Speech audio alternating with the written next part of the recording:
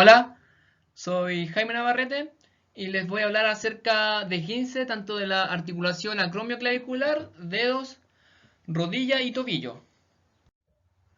Entonces, primero tenemos que saber qué es un ligamento. Un ligamento son estructuras que actúan como frenos estáticos y que logran la estabilidad en la congruencia articular. La composición es similar al tendón, pero son más elásticos gracias a su mayor concentración de elastina. Están constituidos entre un 60 a un 80% de agua. Además, que el colágeno que es el 70 al 80% del peso seco. Y de esto, el 90% es colágeno tipo 1. Al envejecer, los ligamentos van perdiendo el agua, el colágeno y los fibroblastos van disminuyendo la actividad, por lo cual se pueden lesionar con mayor facilidad. ¿Qué es un esguince? El esguince es la distensión o rotura total o parcial de un ligamento que se produce como consecuencia de la tracción o excesivo estiramiento del mismo. Es la lesión más frecuente del aparato locomotor. No se conoce con exactitud la frecuencia, ya que en general cuando los pacientes tienen un esguince que es pequeño, que es leve, muchas veces no acuden al servicio de urgencia. Acá tenemos una tabla que evalúa en cuanto a grados el esguince. Tenemos el grado 1, que es la elongación, presenta dolor leve, nula inflamación, no presenta inestabilidad, leve incapacidad y un mínimo riesgo de recidiva. El grado 2, que presenta una rotura parcial, un moderado dolor, moderada inflamación, leve inestabilidad, moderada incapacidad y un pequeño riesgo de recidiva. Y tenemos el grado 3, que es la rotura completa. Acá se presenta un severo dolor, una extensa inflamación, inestabilidad moderada a severa, severa incapacidad y un alto riesgo de recidiva. Bueno, ahora vamos a hablar acerca del esguince acromioclavicular, que es una patología muy frecuente y se produce tras la caída con golpe lateral directo sobre el hombro. Lo clásico es la caída en bicicleta. La lesión afecta primero a los ligamentos acromioclaviculares y posteriormente a los coracoclaviculares, tornando inestable la articulación. La clínica es la historia característica del mecanismo de lesión asociado a dolor en el hombro lesionado, principalmente en flexión por sobre los 90 grados. Eventualmente puede existir deformidad evidente a la inspección, aumento de volumen o equimosis en la zona. En cuanto al examen físico, acá tenemos primero la palpación directa de la articulación acromioclavicular, que acá simplemente se realiza la palpación y si hay dolor nos indica que hay una lesión de la articulación acromioclavicular. El test de O'Brien, en el cual se le solicita al paciente que haga una flexión en 90 grados, una aducción en 10 grados y a una rotación hacia medial con el pulgar hacia abajo, y le solicitamos al paciente que mantenga esta posición. Nosotros tenemos que realizar una tracción hacia abajo. Si presenta dolor, indica que hay una lesión de la articulación acromioclavicular. Y también tenemos el test de aducción, brazo cruzado, en el cual le realizamos una aducción completa del hombro con una flexión en 90 grados, y si presenta dolor en la articulación acromioclavicular, esto nos indica que el paciente tiene una lesión de esta. Cuanto a las imágenes, podemos solicitar una radiografía de articulación acromioclavicular posterior-anterior comparativa. Esto quiere decir que tenemos que tomar una radiografía de los dos hombros. También podemos realizar una radiografía de hombro axial, que esta es útil para diferenciar las lesiones Rosewood tipo 3 o 4. Después las voy a mencionar. Ya que esta radiografía nos permite evaluar el desplazamiento posterior de la clavícula distal con respecto a la escápula. También podemos realizar una resonancia magnética, que esta es útil cuando existe una alta sospecha de lesión de parte blanda, ya sea una lesión del manguito rotador asociada, y el TAC, que es útil cuando existe fractura de clavícula asociada, visualiza mejor las superficies articulares y el mal alineamiento articular. ¿Cómo se clasifica? Bueno, tenemos la clasificación de Rockwood, lo cual tenemos 6 tipos. Tenemos el tipo 1, que es el esguince de los ligamentos acromioclaviculares. Acá hay una disrupción parcial del ligamento acromioclavicular y la radiografía se va a ver normal. Tenemos el esguince tipo 2, que es la disrupción total del ligamento acromioclavicular. La radiografía se va a ver normal. Y en el tipo 3 tenemos una disrupción total del ligamento tanto acromioclavicular como coracoclavicular. Y acá en la radiografía se puede observar una traslación vertical de la articulación. El espacio coracoclavicular en comparación con el contralateral, acá habría un aumento entre un 25 a un 100%. En cuanto al grado 4, es similar al grado 3, solo que acá en la radiografía se ve una traslación vertical y posterior de la clavícula. El grado 5, similar al grado 3, pero es mayor y hay rotura de la fascia deltotrapecial. Acá está descrito que en comparación con el hombro contralateral, hay un espacio coracoclavicular entre un 100 a un 300%. Y el grado 6, que es la disrupción total del ligamento, hay un desplazamiento inferior de la clavícula. Esta lesión es más infrecuente. Bueno, acá podemos ver que acá hay una mayor distancia en la articulación acromioclavicular y coracoclavicular, pero esto es menor a un 25%, lo cual nos calificaría como para un Rockwood 2. En cuanto a esta radiografía, podemos ver que acá ya hay una mayor distancia en la articulación coracoclavicular.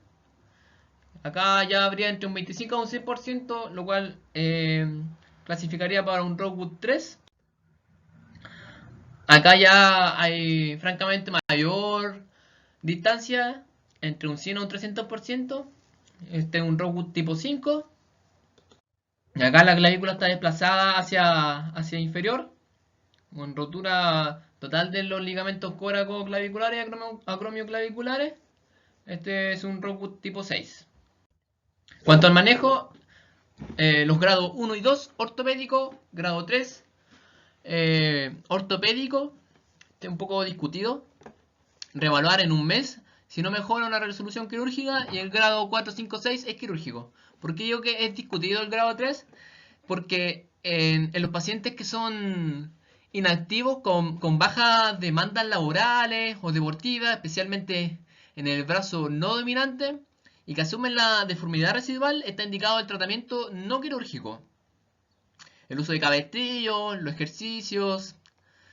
En cambio, los pacientes que son más jóvenes, activos, con una deformidad más importante y una actividad laboral en la cual se utiliza la extremidad superior sobre el plano horizontal, ellos sí se benefician de una estabilización quirúrgica. Por eso es discutido este grado. Entonces, manejo del grado 1, 2, 3. Primero la protección, que se realiza una inmovilización con cabestrillo de 2 a 4 semanas. El reposo, limitar la actividad hasta conseguir un rango de movilidad completo, no doloroso. Hielo por 20 minutos, 4 veces al día, las primeras 72 horas. Compresión con vendaje. Analgesia. Con paracetamol, AN, los primeros 3 a 5 días, hay que ir evaluando la escala del dolor del paciente. Y la rehabilitación con ejercicios pasivos para lograr los rangos articulares, luego los activos para terminar con un fortalecimiento de la musculatura periarticular y la reintegración a las actividades físicas normales de 1 a 3 meses. Ahora voy a hablar acerca del E15 interfalángico. La lesión ligamentosa más frecuente en la mano es la de la interfalángica proximal. Y la estabilidad está dada por la placa volar y la de los ligamentos colaterales. En cuanto a la clínica, generalmente se presenta en personas jóvenes, deportistas o trabajadores manuales. El cuadro incluye una compresión axial con hiperextensión o desviación medio lateral de la articulación.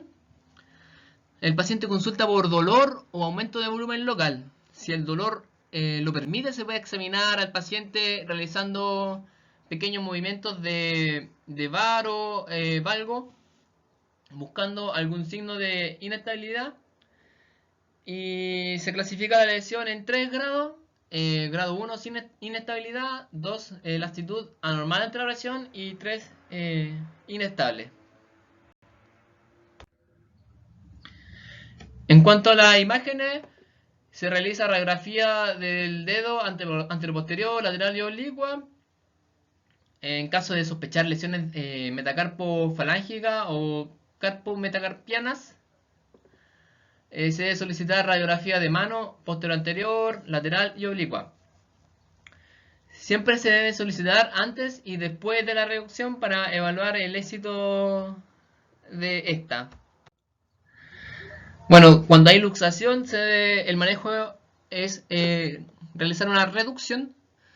La reducción tiene que ser precoz y las maniobras tienen que ser gentiles y no más de 3 intentos.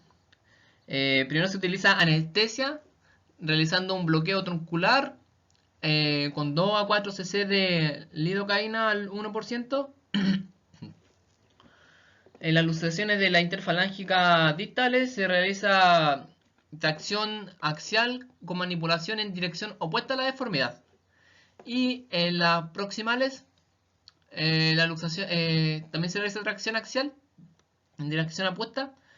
Las dorsales, la reducción cerrada suele ser relativamente sencilla, mientras que de las placas polares, luxaciones polares, suele ser una reducción más difícil. En cuanto al manejo, se realiza inmovilización, y esta es la inmovilización. Hay que realizar un vendaje solidario, en la cual se hace un vendaje con el dedo lateral sano, y el tiempo puede ir de 1 a 6 semanas, dependiendo de la evolución.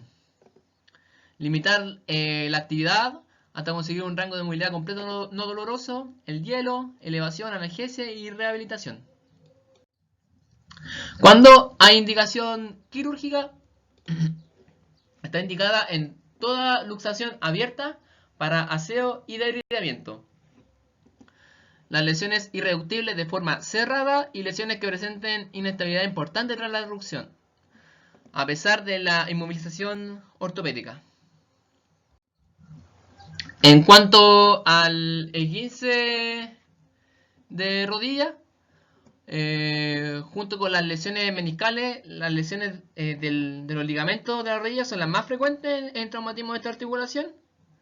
Los ligamentos cumplen con el rol de la estabilidad de la rodilla, y esto también se suma con los elementos anatómicos activos, fundamentalmente los músculos, siendo el cuádriceps el más importante. En cuanto al mecanismo de la lesión, esto es súper importante, ya que el mecanismo nos va a indicar qué elemento se lesionó. Entonces, tenemos primero acá el mecanismo con la rodilla en semiflexión, valgo forzado y rotación externa de la tibia, lo cual podría generar una lesión en el ligamento colateral medial, el cruzado anterior y una rotura del menisco interno. Esto se conoce como la tríada maligna de O'Donoghue. Cuanto al mecanismo con la rodilla en ligera flexión, Varo forzado y rotación interna de la tibia genera una lesión del cruzado anterior, del colateral lateral y la rotura del menisco interno o externo. En cuanto acá al mecanismo con la rodilla en extensión y valgo forzado, esto genera una lesión del ligamento colateral medial y secundariamente lesión del cruzado anterior o el posterior. Y acá tenemos el mecanismo con la rodilla en extensión y varo forzado, lo cual producirá una lesión en el ligamento colateral lateral y luego el cruzado posterior y el anterior. Y acá tenemos en el plano frontal puro, cuando hay un choque directo de la cara anterior de la rodilla, y esto puede provocar una lesión del cruzado posterior o una hiperextensión brusca, por ejemplo cuando se va a dar una patada y esta se falla, puede provocar una lesión pura del cruzado anterior. En cuanto a la clínica, averiguar siempre el mecanismo de lesión, ya que nos va a indicar qué estructura se lesionó, el dolor o incapacidad para seguir realizando la actividad, da una sensación de inestabilidad. En algunas ocasiones también se describe el sonido característico del popping sound, que es este chasquido. En examen físico se encontrará la rodilla con dolor, posición antiálgica en semiflexión, impotencia funcional relativa a la marcha y los signos de artrosis en caso de haber lesión de los ligamentos cruzados. Bueno, acá también tenemos que realizar los test. Acá primero tenemos el signo del bostezo, en el cual se debe realizar una flexión en 20 grados, ya que cuando la rodilla está en extensión, el cruzado anterior ayuda a la estabilización medio lateral. Y acá nosotros queremos evaluar los ligamentos colaterales. Entonces acá para esto se ejerce una fuerza contralateral al lado afectado. Por ejemplo, si el paciente dice que le duele la zona medial, tenemos que realizar una tracción desde lateral de la rodilla. Y si hay una inestabilidad, ya sea medial o lateral, de acuerdo a lo que estamos evaluando, el bostezo es positivo, lo cual nos indica lesión de los ligamentos colaterales. Ahora tenemos acá el cajón anterior, que es con la flexión en 90 grados, y se realiza una tracción de la tibia hacia anterior. Entonces, si hay un desplazamiento mayor a 5 milímetros o al comparar con la rodilla sana hay un mayor desplazamiento de la tibia, el signo es positivo, lo cual nos indica lesión del cruzado anterior. La prueba del cajón posterior, acá se realiza, es muy similar al cajón anterior, pero en vez de tracción es una presión hacia posterior de la tibia. Y si hay un desplazamiento mayor a 5 milímetros, o si lo comparamos con la rodilla sana, hay un mayor desplazamiento, esto nos indica que hay una lesión del cruzado posterior. El signo de Lachman es para evaluar el cruzado anterior, similar al cajón anterior, pero con una angulación menor, que acá hay una angulación en 30 grados en flexión. Acá se supone que cuando el paciente presenta una lesión en el ligamento cruzado anterior, puede salir negativo el cajón anterior. Por eso tenemos que revisar el signo de Lachman, que es más sensible en lesiones agudas. Y se realiza la misma maniobra. En 30 grados, una tracción hacia anterior, y al haber un desplazamiento mayor a 5 milímetros o mayor en comparación con el lado sano, no indica que hay una lesión del cruzado anterior. Y acá tenemos el pivot chip, que es una evaluación de la rodilla de forma dinámica. Acá con la rodilla, o sea, con la extremidad extendida, hay que levantar la pierna. Y si hay lesión de cruzado anterior, la tibia se subluxa hacia anterior. Posteriormente, con la rodilla extendida se ejerce una fuerza en valgo y una rotación interna. Y dado que el cruzado anterior aporta estabilidad en valgo y rotación, esta subluxación aumenta. Posteriormente se realiza una flexión de la rodilla y en este momento se reduce la tibia o sea, la rodilla se reduce y acá cuando se puede sentir un chasquido. Entonces acá si presenta subluxación y luego reducción, esta maniobra es positiva, lo cual indica que hay una lesión del cruzado anterior.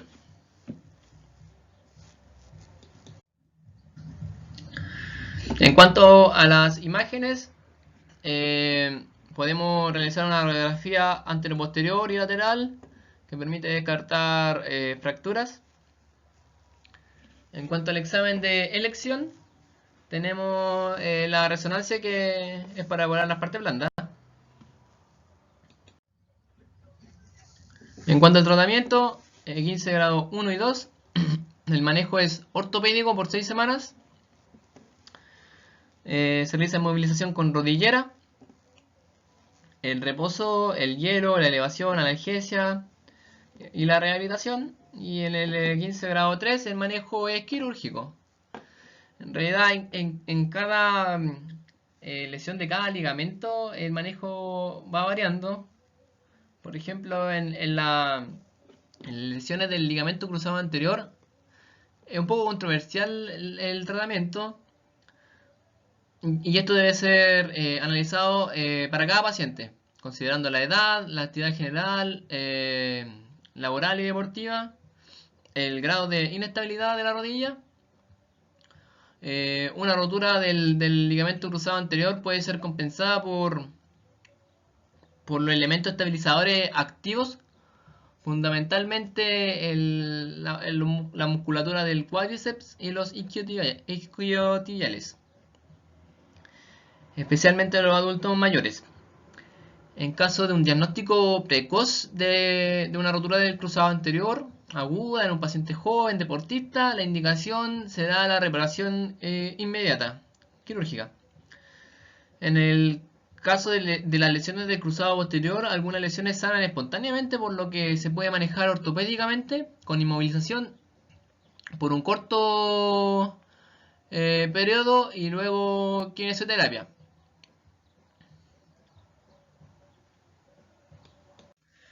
En cuanto al E15 de tobillo, es el principal motivo de consulta traumatológica en urgencia. Es producido habitualmente por una torsión forzada más allá de los rangos de movilidad normales de la articulación. El mecanismo de lesión más frecuente es el de la inversión forzada con lesión parcial o total de complejo ligamentario lateral. También se puede afectar conjunta o aisladamente el complejo medial o el sindesmal inferior. La incidencia es de 1 a 10.000 habitantes por día y representa entre un 15 y un 20% de las lesiones deportivas, siendo más frecuente en la población adulta joven activa. El mecanismo de lesión, todo E15 se asocia a un mecanismo torsional del pie. Tenemos los grados, el grado 1, 2 y 3. El grado 1 es la elongación, el grado 2 hay una rotura parcial y el grado 3 una rotura completa del ligamento. En cuanto al cuadro clínico, en la anamnesis es importante averiguar los antecedentes que orienten hacia el diagnóstico y la magnitud de los daños, el mecanismo de la lesión, la actividad que se desarrollaba en ese instante, deambulación normal, durante la carrera, caída con el tobillo torcido desde cierta altura, el deporte, peso corporal, carga de peso en el momento del accidente, intensidad del dolor, la rapidez del aumento de volumen y de la intensidad, la posibilidad de caminar y luego la posibilidad de caminar luego de la lesión y las medidas aplicadas. En cuanto al examen físico, generalmente se encontrará dolor, aumento de volumen, equimosis, palpación dolorosa en puntos variables, Es importante tocar la zona tanto del malleolo medial como del lateral y las zonas adyacentes. Si es posible, evaluar la marcha y realizar squeeze test, que este nos permite evaluar si hay una lesión sin desmal. Esto se realiza realizando una compresión de la tibia contra la fíbula en el tercio distal de la pierna, y si hay un dolor en la zona anterior del tobillo, esto nos indica lesión sin desmal, lo cual es indicación quirúrgica. También tenemos pruebas de inestabilidad. Primero tenemos acá el cajón anterior con la rodilla flexionada en 90 grados y el pie en posición neutra. Se tracciona hacia anterior, manteniendo la tibia fija con la mano, con la otra mano. Y es positivo cuando hay una traslación superior a 10 milímetros o aparece hundimiento en las partes blandas o el signo del sulcus, lo cual nos sugiere que hay una lesión de la cápsula anterior y del ligamento talofibular anterior. También tenemos el test de estrés de inversión. Este es con el paciente con el pie en posición neutra. Se realiza una inversión forzada. Si hay movimientos excesivos es positivo, lo que indica que hay lesión de los ligamentos laterales del pie. ¿Cuándo solicitar imágenes? El diagnóstico de un E15 es clínico. ¿Cuándo vamos a solicitar imágenes entonces? Cuando nosotros estemos sospechando de fractura. Y esto lo podemos evaluar de acuerdo a los criterios de Ottawa, lo cual nos sirve para saber a quiénes indicarle una radiografía tanto de tobillo como de pie. Entonces, acá dice que se realiza radiografía de tobillo si existe dolor en la zona malleolar y alguna de las condiciones siguientes: que presente dolor a la palpación en los 6 centímetros distales del borde posterior o la punta del malleolo lateral, dolor a la palpación en los 6 centímetros distales del borde posterior de la punta del malleolo medial, o incapacidad para mantener el peso, dar 4 pasos seguidos sin ayuda, inmediatamente tras el traumatismo. Y también tenemos acá que se debe indicar radiografía de pie si existe dolor en medio del pie, en medio pie, y alguna de las condiciones siguientes: dolor a la palpación del quinto metatarsiano, dolor a la palpación del hueso navicular, o incapacidad para mantener el peso, dar 4 pasos seguidos sin ayuda inmediatamente tras el traumatismo y en urgencias. El manejo de un E15 de tobillo es inmovilizar, usar una tobillera con barras estabilizadoras en casos leves o una órtesis de bota corta en casos graves. Reposo, en general en grado 1 son de 1 a 5 días y grado 3 de 7 a 14 días. Hielo, compresión, elevación y analgesia. En cuanto a la rehabilitación, realizar ejercicios pasivos y luego los ejercicios activos, y se puede comenzar a la semana solo si hay estabilidad. ¿Y cuándo vamos a derivar a estos pacientes?